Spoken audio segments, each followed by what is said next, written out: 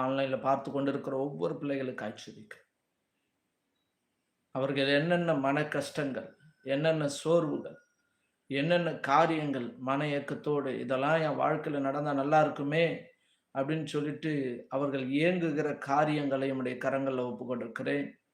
இதோ இந்த வேளையில ஒரு வீடு கட்டினா நல்லா இருக்குமே, இன்னும் எத்தன வருஷம் இந்த வாடகை வீட்ல நான் இருக்கிறது? இன்னும் எத்தன வருஷம் இந்த நோயில நான் இருக்கிறது? இன்னும் எத்தன வருஷம் இந்த கடன் தொல்லையில இருக்கிறது? இன்னும் எத்தன வருஷம் இந்த நான் இஎம்ஐ கட்டுறது? இன்னும் எத்தன வருஷம் குடும்ப பிரச்சனைகளோடு கூட, உறவுகளோடு கூட சமாதானம் இல்லாமல் இருக்கிறது? இப்படிப்பட்டதான பிரச்சனைகள்ல வாழ்ந்து கொண்டிருக்கிற ஒவ்வொரு பிள்ளைகளுக்காக இந்த வேளையில வருகிறேன். இத பார்த்து கொண்டிருக்கிறவங்களையும் இந்த நேரத்துல நினைவு கூர்ந்து ஜெபிக்கிறேன். தகப்பனே, இதை பார்த்து கொண்டிருக்கிறவர்கள் குடும்பங்களுக்காய் ஜெபிக்கிறோம்.